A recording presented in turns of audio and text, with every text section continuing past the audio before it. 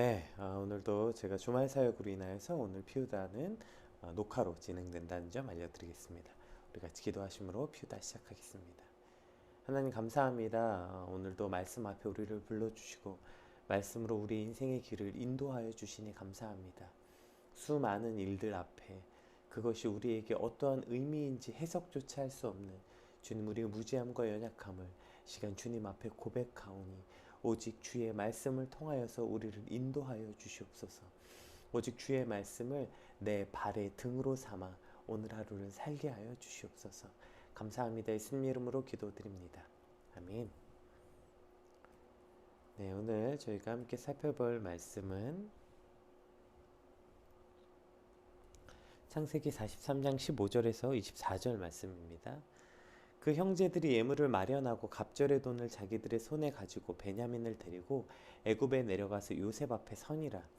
요셉은 베냐민이 그들과 함께 있음을 보고 자신의 청지기에게 이르되 이 사람들을 집으로 인도해 드리고 짐승을 잡아 준비하라. 이 사람들이 정오에 나와 함께 먹을 것이니라.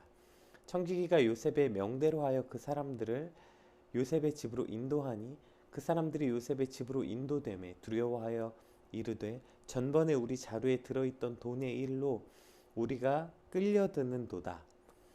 이는 우리를 억류하고 달려들어 우리를 잡아 노예로 삼고 우리의 나귀를 빼앗으려 함이로다 하고 그들이 요셉의 집 청지기에게 가까이 나아가 그 집 문에서 그에게 말하여 이르되 내 주여, 우리가 전번에 내려와서 양식을 사가지고 여관에 이르러 자루를 풀어본즉 각 사람의 돈이 전액 그대로 자루 아귀에 있기로 우리가 도로 가져왔고 양식 살 다른 돈도 우리가 가지고 내려왔나이다.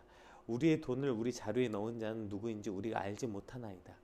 그가 이르되 너희는 안심하라. 두려워하지 말라. 너희 하나님 너희 아버지의 하나님이 재물을 너희 자루에 넣어 너희에게 주신 것이니라. 너희 돈은 내가 이미 받았느니라 하고 시므온을 그들에게로 이끌어내고 그들을 요셉의 집으로 인도하고 물을 주어 발을 씻게 하며 그들의 나귀에게도 먹이를 주더라. 아멘. 오늘 본문은 이제 요셉의 형제들이 막내 베냐민을 데리고 다시 요셉에게 나아가는, 그래서 다시 요셉과 그 형제들의 상봉하는 장면이 이제 오늘 본문 내용입니다.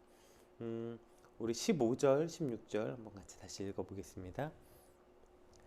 그 형제들이 예물을 마련하고 갑절의 돈을 자기들의 손에 가지고 베냐민을 데리고 애굽에 내려가서 요셉 앞에 서니라.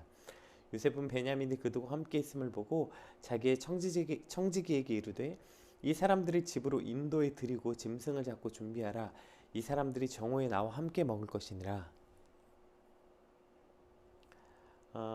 베냐민을 본 요셉은 그 자신의 어쨌든 막내 동생, 그리고 어쨌든 형들은 자기를 팔았던, 아무리 용서했어도 마음에 껄끄러운 형제가 아니라 진짜 자신의 혈육이기도 하고 또 자신과 이러한 어떤 불편함도 없는 그래서 온전한 형제인 베냐민을 20년 만에 보게 되는 거죠.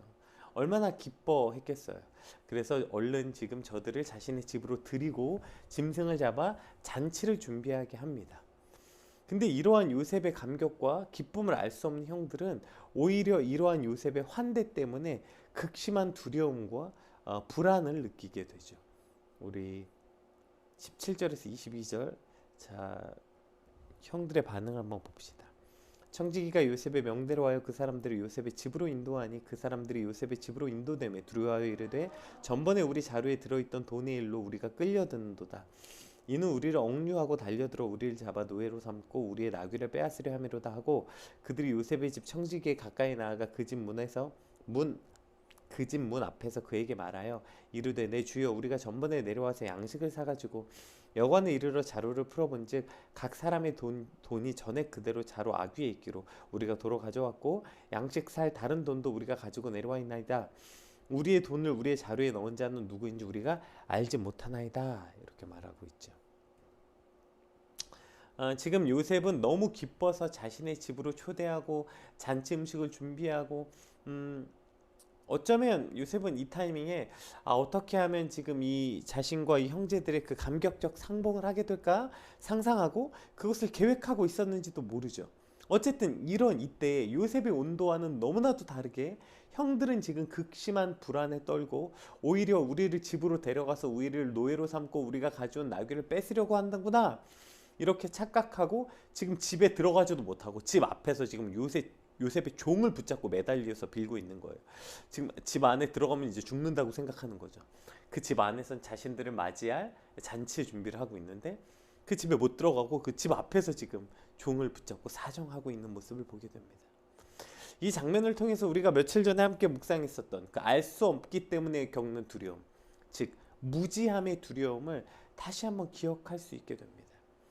지금 자신 앞에 펼쳐진 이 일이 얼마나 큰 기쁨인지도 모르고 오히려 울며 불며 살려달라고 매달리는 우스꽝스러운 모습이 바로 우리 인간의 한계이며 또 그것이 나의 모습임을 오늘 말씀을 통해서 다시 한번 보게 되는 것이죠.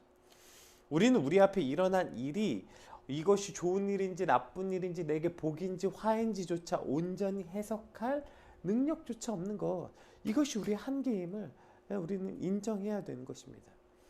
살다 보면 이것이 좋은 일인 줄 알았는데 알고 봤더니 그것이 망하는 길이었고 또 망한 것인 줄 알았는데 그것이 오히려 좋은 일이 되기도 하는 이러한 일들을 우리가 살면서 얼마나 종종 많이 겪습니까? 그러니까 사기도 당하고 이러는 거죠. 그런데 더 놀라운 무지함은 뭐냐면 그것을 우리 인생에서 경험했는데도 까먹는다는 거예요. 분명히 좋은 선택인 줄 알고 갔다가 좋은 기회인 줄 알고 갔다가 망하고 사기당하고 돈도 날리고 사람도 잃고 시간도 잃고 일해본 경험이 있으면서도, 세상 쫓아갔다가 가장 중요한 신앙과 귀한 이들을 잃어본 경험이 있으면서도 그것을 또 망각하고 그것이 좋은 선택인 줄 알고 따라가는, 무지해도 이렇게 무지할 수 있나 싶을 만큼 무지한 것, 이것이 바로 우리의 모습이고 우리의 한계라는 것이죠. 그러면서 무슨 자신이 대단한 판단이라도 할 수 있는 사람인 척 착각하고 대단히 무슨 굉장히 똑똑한 사람인 양, 굉장히 좋은 선택을 하고 있는 양 착각하고 우리가 살고 있는 거 아닙니까? 그래서 성경은 이렇게 말합니다. 시편 119편 105절, 너무나도 유명한 말씀이죠. 주의 말씀은 내 발의 등이요 내 길의 빛이니이다. 한 번 더 읽어볼까요? 주의 말씀은 내 발의 등이요 내 길의 빛이니이다. 아멘. 그래서 성경은 이렇게 말하는 거예요. 오늘 말씀을 통해서 우리는 다시 한번 주님 앞에 이렇게 철저히 고백할 수밖에 없어요. 하나님, 오늘 내 앞에 놓인 이 일이 내게 선을 베푸신 일인지 이것이 나를 악으로 이끄는 길인지조차 저는 온전히 판단하지 못할 만큼 무지합니다. 주님, 이것이 나의 연약함입니다. 그래서 오직 하나님의 말씀만이 내 발의 등이요 내 길의 빛이 되십니다. 이것을 판단하고 해석할 능력조차 없어서 이 길이 어떤 길인지 알 수 없기에 오직 주의 말씀만이 내 발의 등이요 내 길의 빛이 되십니다. 이렇게 고백하고 살아갈 수밖에 없다는 것이죠.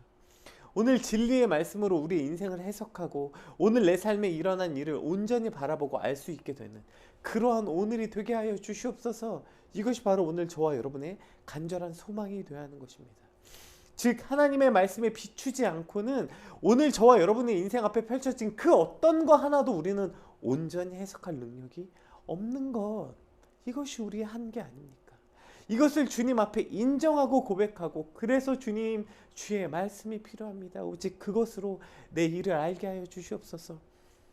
지금 내 앞에 이 일이, 하나님께서는 지금 집 안에서 잔치가 벌어졌는데 지금 잔치를 준비하고 있는데도 난 그 문 앞에서 내 인생이 망하게 되었다 들어가지도 못하고 울며불며 매달리고 있는 주님, 이 연약한 인생, 주님, 이것이 나입니다.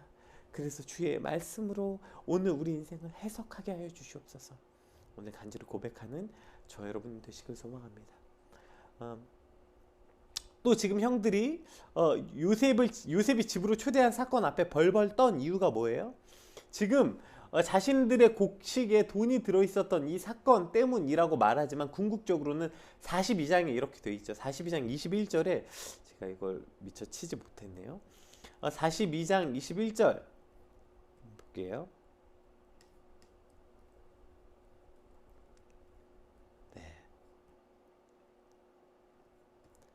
제가 빠르게 쳐서 보여드리겠습니다.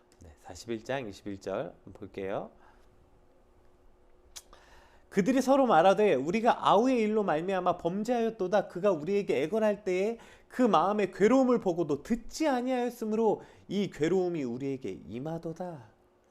지금 이들이 요셉에게 이제 처음 곡식을 받으러 갔을 때 그들이 정탐꾼으로 몰리게 되자 지금 이런 말을 서로 하고 있는 거예요.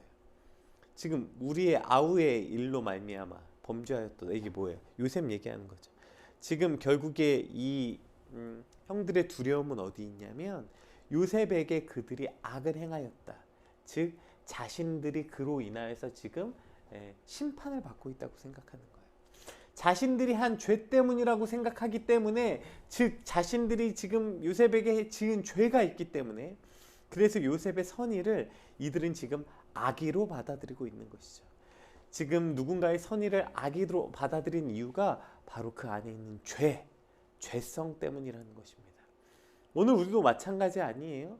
누군가의 선을 선으로 받아들이지 못하는 것 역시 오늘 우리 안에 있는 이 악한 본성, 바로 그 죄 때문인 것이죠. 죄성 때문인 것입니다. 제가 얼마 전에 어떤 영상을 하나 봤는데요.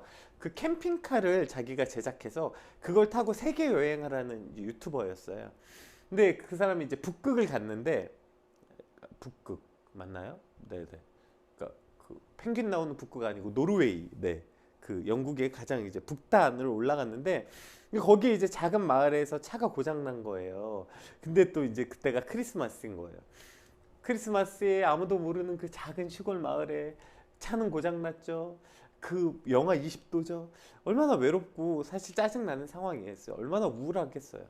그런데 그 사람이 되게 대단한 게, 그래 우울하게 있지 말고 오히려 나처럼 외롭고 힘든 사람들을 위해서 선물 사서 포장한 다음에 그 사람들에게 선물을 주자. 그래서 갑자기 막 가서 이제 마트 같은 데 가서 선물들을 막 사서 선물 꾸러미들을 만들어요. 그래서 지나다니면서 자기처럼 혼자 지나가는 외로워 보이는 사람, 몇몇 상점에 문 연 데도 없지만 그나마 그렇게 상점에 문 열어서 일하고 있는 점원들에게 가서 이제 나누는 영상이었거든요. 그런데 제가 그 영상에서 주의 깊게 본 것은, 그렇게 나눌 때 정말 너무나도 냉랭한 얼굴로 그냥 지나쳐 버리거나 뭘 파는 사람으로 착각해서 오히려 막 뭐라고 하는 사람들, 그러한 사람들이 있더라고요. 그리고 그렇게 지나쳐가는 냉랭한 사람들의 얼굴 속에서 바로 제 얼굴을 발견할 수 있었어요. 분명히 누군가 선을 베풀었지만 내 안에 있는 그 악함이, 그 죄성이 그 선을 선으로 받아들이지 못하고 오히려 왜곡해 버리는 것이죠. 거기서 물가도 굉장히 비싼데, 그런데 자신은 정말 선의를 가지고, 그래 나도 지금 어려움에 처해 있지만 이 어려움에 처해 있다고 주저앉지 말고 나처럼 외롭게 혼자 있는 이들에게 기쁨을 나누자. 이런 얼마나 귀한 선의입니까? 이것이 얼마나 선한 마음이에요. 그러나 그 선의를 선의로 받지 못하고, 네가 뭔데 나한테 이런 걸 줘? 너 뭐 팔려고 하는 거 아니야? 너 의도가 뭐야? 이러한 눈으로 그 사람을 바라보는 많은 사람들이 있었고, 그러한 사람들 속에 제 얼굴을 발견할 수 있었던 것이죠. 또 얼마 전에 아내가 저한테 이런 말을 했어요. 당신은 어떻게 늘 다른 사람의 행동에 대해서 의미를 그렇게 파악하고 진위를 알려고 애쓰냐고. 너무 피곤할 것 같다고 저한테 이제 그런 말을 한 적이 있거든요. 오늘 말씀 앞에 그러한 저의 모습은 피곤한 게 아니라 악함이라는 것을 깨닫게 돼요. 제 아내가 저한테 당신은 어떻게 그러냐고. 제 아내는 사실 그것이 비난하려고 한 게 아니라 약간 오히려 어떤 통찰력에 관한, 오히려 저를 조금 세워주려고 한 말이거든요. 근데 저는 주저없이 이렇게 대답할 수밖에 없어요. 왜 그러냐면 내가 악해서 그래. 내 안에 죄성 때문에 그래.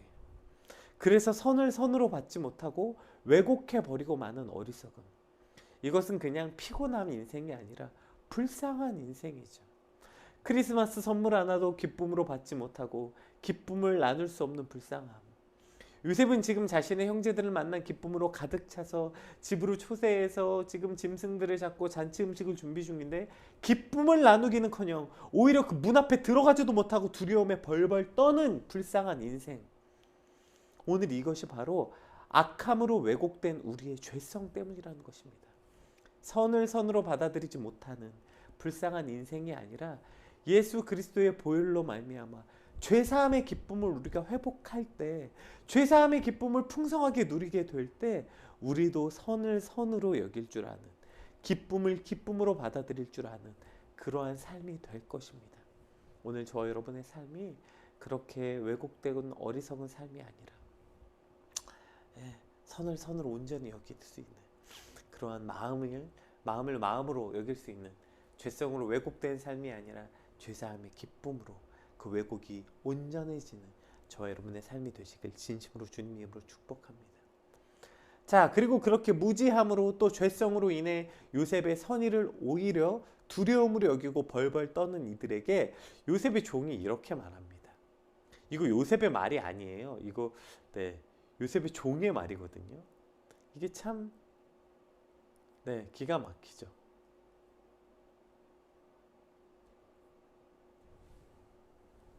그가 이르되 너희는 안심하라, 두려워하지 말라. 너희 하나님 너희 아버지의 하나님이 재물을 너희 자루에 넣어 너희에게 주신 것이니라. 너희 돈은 내가 이미 받았느니라 하고 시므온을 그들에게로 이끌어내고 그들을 요셉의 집으로 인도하고 물을 주어 발을 씻게 하며 그들의 나귀에게 먹이를 주더라. 이게 참 놀랍지 않습니까? 이 사람 애굽 사람이에요. 그런데 애굽 사람 이 종이 오히려 가나안 백성, 아브라함의 자손, 이삭의 자손, 야곱의 아들들인 이들에게 안심하고 두려워하지 말라고, 이것은 너희 하나님이 행하신 일이라고 지금 저들에게 하나님의 섭리를 말하고 있어요. 지금 너무나도 놀랍죠. 이 상황을 통해서, 저 종을 통해서 성경에는 기록되어 있지 않지만 요셉이 애굽에서 어떠한 삶을 살았는지 우리는 유추해 볼 수 있습니다. 당시 애굽에는 수많은 신들이 있었고 그 신들을 섬기는, 당연히 이 사람은 애굽 사람이었으니까 그 애굽의 종을 섬기는 사람이겠죠. 그런데 그 종의 입에서 애굽의 신들의 이름이 아니라 너희의 하나님, 너희 아버지의 하나님이 이 모든 일을 행하셨다고, 지금 이 모든 영광을 하나님께 돌리는 것은, 요셉이 비록 애굽에 살고 있었지만 그가 애굽에서 하나님을 향한 믿음과 신앙을 철저하게 지켰고 그가 아버지께 배웠던 하나님께 경배드리는 온전한 삶, 하나님께 예배드리는 삶을 그 애굽에서 계속 살았을 것을 우리는 알 수 있습니다. 그러니 요셉의 삶을 옆에서 가장 가까이서 지켜보았던 이 요셉의 청지기가 그 요셉을 통해서 그 하나님을 알고 있는 것이죠. 그리고 하나님의 섭리를 알고 있는 것입니다. 오히려 지금 하나님의 아들인, 이런 말이 어쨌든 직계자손이랄까요? 어쨌든 하나님과 가장 하나님을 알 수밖에 없는 그들은 하나님의 뜻을 왜곡하고 오히려 저 이방인은 하나님의 뜻을 온전히 선포하고 있는 이러한 아이러니한 상황을 맞이하게 되는 것입니다. 오늘 애굽과 같은 세상에서 살지만 그 안에서 우리가 하나님을 경배하고 우리의 믿음을 지키는 삶은 그저 나 하나의 신앙을 지키는 것뿐 아니라 오늘 그러한 삶을 사는 우리의 삶을 통해서 누군가는 이와 같은 영향력을 받게 된다는 것입니다. 애굽과 같은 세상에서 살지만 수많은 신들 속에서 이방인으로서 그가 살아야 하지만 그 속에서 요셉이 믿음을 지키고 그렇게 그가 신앙을 지키는 얼마나 고군분투가 있었겠어요. 얼마나 치열한 정말 그 신앙을 지키고자 하는 그 삶의 안간힘씀이 있었겠어요. 근데 그 안간힘씀은 그저 나 하나의 신앙을 지키는 것으로 끝나는 게 아니라 오늘 우리의 그러한 삶을 통해서 누군가 또 다른 애굽인이 하나님을 알게 되고 하나님께 영광을 돌리게 되는 이 놀라운 복음의 확장을 오늘 보게 되는 것입니다. 오늘 저와 여러분의 삶 또한 이와 같아야 되는 것이죠. 오늘 우리가 세상에서 살고 있지만 이 세상에서 믿음을 지키려고, 신앙을 지키려고, 아무쪼록 어떻게든 지켜보려고 그렇게 기를 쓰고 애를 쓰고 사는 삶이 그냥 나 하나의 신앙 지키는 걸로 끝나지 않고요. 그것을 통해 누군가에게 하나님을 전하고 하나님을 알게 하는 그 놀라운 일이 저와 여러분의 그 애씀, 말이 아니고요. 저와 여러분의 믿음을 지키고 모든 순간 예배하려고 애쓰는 그 발버둥 치는 그 안간힘을 통해서 복음이 전달된다는 것, 오늘 그것을 알게 됩니다. 오늘 저와 여러분의 삶을 통하여서 그 하나님의 영광이 이방인들 입에 오르는, 하나님의 영광이 이방인들 입에 선포되는 그 놀라운 기적 같은 일을 저와 여러분을 통해, 저와 여러분의 삶을 통해 일어나길 축복합니다.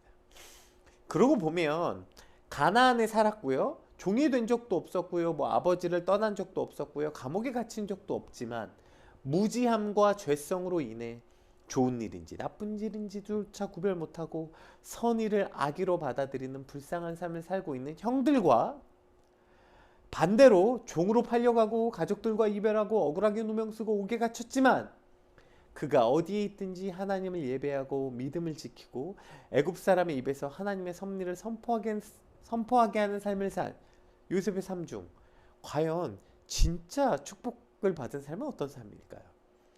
과연 한 번도 종으로 팔려간 적도 없고 감옥에 갇힌 적도 없고 가족과 헤어진 적도 없이 그렇게 잘 살았던 요셉의 형들의 삶, 종으로 팔려가고 가족들과 이별하고 억울하게 누명 쓰고 옥에 갇혔지만 그가 어디든지 그 믿음을 지키고 하나님으로 살았던 삶, 여러분 과연 이 둘 중에 누가 과연 진짜 축복받은 삶일까요? 무엇이 진짜 행복한 삶일까요? 여러분은 어떤 삶을 택하시겠습니까? 그저 억울한 일 안 당하고 어려운 일 안 당하는 삶이 아니라 어떠한 환경에서도 믿음을 지키고 하나님을 예배하는 삶, 그것이 오늘 우리의 소망, 우리의 결단이어야 되는 것이죠. 그렇게 감옥에 갇힌 적도 없고 뭐 종된 적도 없지만 여전히 무지함과 죄성으로 인해서 지금 내 앞에 일어난 일이 좋은 일인지 나쁜 일인지 똥인지 된장인지도 구별하지 못하고 누군가 내게 선을 베푸는데도 그냥 죄성으로 똘똘 뭉쳐서 그 선을 선으로 받아들이지도 못하고 무엇보다도 하나님을 알지 못하는 저 무지함, 여러분 이것이 정말 우리가 꿈꾸는 삶입니까? 그저 어려운 일 안 당했다고 그냥 억울한 일 안 당한 것으로 만족할 수 있겠습니까? 아니죠. 종으로 팔려가고 억울하게 누명 쓰고 옥에 갇혔지만 그러나 그가 어디 있든지 하나님을 예배하고 믿음을 지켜서 결국 그를 통해 하나님의 영광이 이 땅 가운데 선포되고 또 그가 어딜 가든지 하나님과 함께한 삶을 깨달았던 요셉의 삶, 주저없이 후자의 삶을 선택하는 것, 이것이 우리가 꿈꾸고 소망해야 되는 삶인 것입니다. 오늘 주님 내가 원하는 삶은 이런 삶입니다, 주저없이 믿음으로 고백하게 되는 저와 여러분 되시길 주님의 이름으로 축복합니다. 이제 오늘 주말이 시작됩니다. 오늘 받은 말씀 놓고 함께 같이 기도합시다. 여러분 무엇을 꿈꾸시겠습니까? 하나님, 오직 내 앞에 이것이 옳은 일인지 좋은 일인지조차 모르고 나의 죄성으로 인하여서 선을 선으로 또 받아들이지 못하는 주님, 그러한 불쌍한 인생이 아니라 믿음으로, 어떻게든 믿음으로 살아내려는 말버둥치고 믿음으로 살아내려는 애쓰는 삶, 그 삶을 통해 누군가 한 사람에게라도 하나님의 영광이 드러내는 삶, 주님 그것을 꿈꾸는 우리의 주말이 되게 하여 주시옵소서. 우리 같이 받은 말씀 놓고 함께 기도하겠습니다. 기도합시다.